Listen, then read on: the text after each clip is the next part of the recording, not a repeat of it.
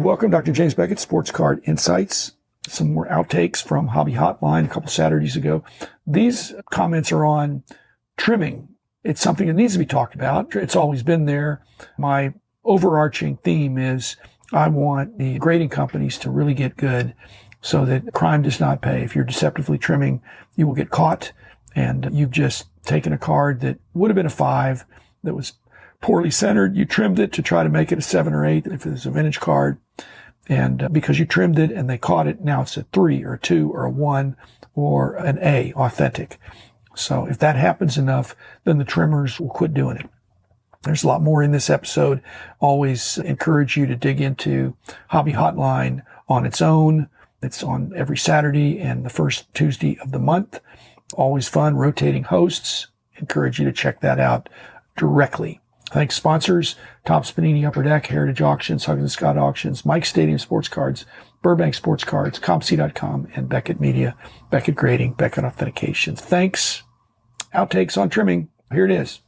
I would like a hobby coalition that would give the hobby a seat at the table with Fanatics and the PA.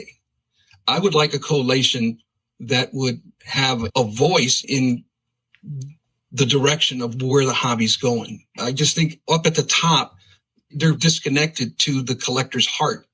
And sometimes they do things, sometimes they make mistakes, and there's no explanation of those mistakes. I would love an outlet where they would communicate to the hobby. But that already exists in the sense that you have some social media influencers and content creators that have at least 5 and perhaps 6-figure followings. When they speak, they should listen. When I was selling millions of magazines and I had an opinion, yeah, they wanted to know my opinion. So that already exists, Victor, in the sense there are hobby content creators and personalities that have a strong following. And their voice has more weight than we think. Is trimming wrong if a person trims for their own personal collection because it looks better with no intent to sell? The idea of trimming a card is if you're taking advantage of somebody for financial gain, is the way I look at it. This problem goes away if every grading company was perfect at detecting trimming. Yeah. If trimming is always detected by the card companies, trimming reduces the value of the card. If it's caught, drastically reduces. It increases the value of the card if it's not caught. And it needs to be caught. And I'm hopeful that new technologies and new awareness, that's why the Evan Mathis video was a good thing. Every grader should watch that and say, now I know some additional things to look for. What I tried to bring up with the BGS, my friends there, I'm not in charge anymore, but my brain still works. I throw out some ideas. And one of the ideas I put forth, and this really, I don't mind if all the grading companies look at it this way, but when a card comes in the front door to the grading company, it just immediately you can know, is there any chance this was trimmed? Or is there zero chance it was trimmed? If it's a 1989 common card or a semi-star, it's so unlikely that'd be trimmed. But if it's a Ken Griffey Jr., Upper Deck 89, that's been micro shaved on one end to make it perfectly centered, almost imperceptible. It's only off by a millimeter. I want that to be caught. Okay. Any well-centered vintage card, you've got to check the edges. And I know they're doing that. And now Evan Mathis is pointing out how they can disguise the new edge cut by waxing it. And so again, you've got to look for that then. And I used to feel them. I'd go around the corner, I could feel it. And if one edge felt different from the others, it's rare that a card is trimmed on all 4 sides. It's usually trimmed on one side, possibly 2 sides. The other thing I would check, again, this is for all the grading companies, is 90-degree angles. I don't know how many people took trigonometry. I don't think it's even in the school anymore, but it's a study of angles. And if it's a 91-degree corner or an 89-degree corner, that's a red flag to me because cards are cut in perfect rectangles. When they all get caught, people will stop doing it, and not until. Is one of the challenges the quality of printing presses from back in the 50s and 60s that they're forcing the grading companies to have some sort of tolerance in size? In most cases, no. Regardless of the technology, they all came out rectangles. The diamond cut is like a shimmy on the sheet or something. I think they're generally coming out in rectangles. They could be out of register. They could be off-centered in that whole sheet being cut that way. I think grading companies, for the most part, are catching them. A lot of what has been pointed out is possibly trimmed vintage cards from, we're talking about 30 years of grading. And so you've got tens of millions of cards being graded.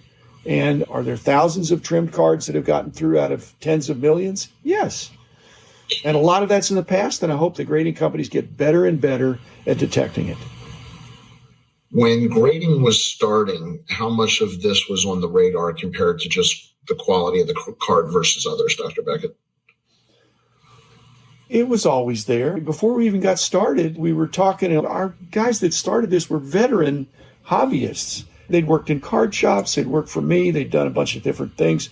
And basically, when you just see a card that walks into your card shop, if you're a dealer, if it looks too good to be true, certain vintage cards, especially if they walk in with one card, that's a red flag. Has anybody ever walked in with a near set of 52 tops? Not in penny sleeves. Just put them on the counter and stack them up. And you can see if one of them is even slightly perceptively shorter, and then stack them on the end. Okay. The problem is, this is not always, it's very rare, but 55 Bowman are an exception to that. If you stack them up, you will see some size differences there.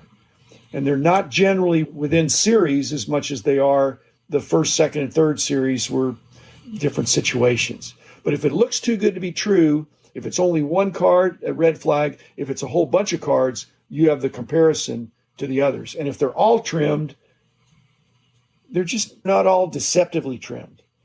Many of the cards that came across my path in the 70s when I was buying collections, if they were trimmed, they weren't deceptively trimmed. They were somebody saying, hey, 52 tops are big, 52 Bowmans are just right. I'm going to make my 52 tops into 52 Bowman size. I'm going to cut off all this stuff. And I actually found some cards like that more than once, a couple times. So that's stupid now, but it's a pox on our hobby, and we need to eradicate it. Did Becky keep any records on percentages of trim cards or altered cards that would or would not have been public? I would say probably no, because I don't think it's something that could be scraped if I had access to the data, which I actually don't now. But if I did, you'd know over the months, like Ryan Stasinski does. He just looks at the pop report, but the companies know how many cards are submitted and how many cards make it into the pop report. And I'm not sure the rejected cards go into the pop report. Maybe they'll do, but if it's just sent back. So there'd be a way at that, but I don't think it'd be easy, especially historically. I think it's a small percentage, Danny. I don't think it's a big percentage. I believe there's going to be more and more AI and computer-assisted grading. Every grading company is dealing with this. It's bad for your reputation. If things get through, then they send more to those same grading companies until you catch it. So my hope is the cooperation among grading companies. I wish they'd all put their heads together, meet once a year, and talk about how to catch the bad guys. It's bad for all of them if one of them messes up. Yeah, when people start trimming cards. But people are scamming. It's a dynamic industry where the bad guys want to get in on it. The equilibrium is keeping them in check. It's whack-a-mole. You can't completely eliminate them, but if there's good communication among the good guys, then we can keep it in check. Otherwise, it's no fun to get burned.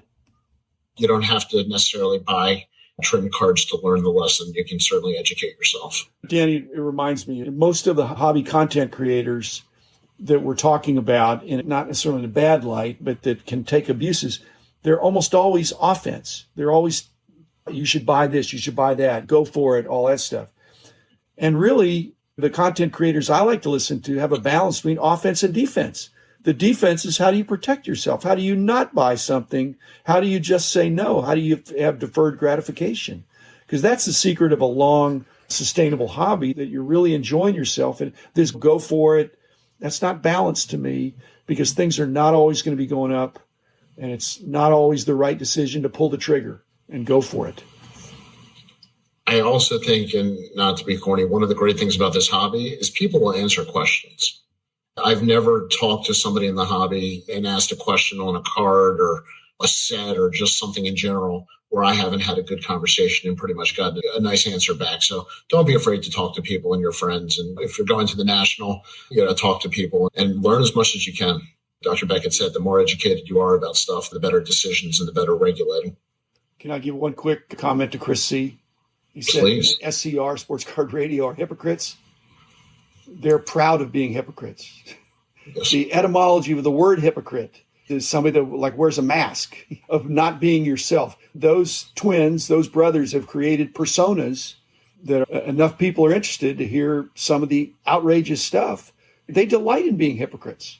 And they would celebrate that and tune in to find out their latest hypocritical comment that they want to make. But through that, there is some good stuff in there, packaged with a lot of hot sauce or whatever they're putting in there. Yeah, this hobby, we don't need to eliminate people. You just need to figure out, like Victor said, figure out who you want to follow, who you want to listen to. Free world, but don't just follow the herd. Be careful who you listen to. Now, there's the thing. I need to be able to decipher or discern what is legit and what is BS. Okay, we got to use some good judgment there. And I can listen to SCR, and there's some things that I don't agree with, and there's some things that I can use and put in my knowledge arsenal. Same with any other content creator. We got to learn how to navigate through the sea of content that's out there because not everything is spot on. And if you listen to a whole bunch of different voices, you're going to develop some discernment. Yeah. And there's nothing wrong with hearing something and then going to do more research on it. Be proactive in your education. Don't just listen to people and assume it's true. And that's on anything in life, not just cards. The man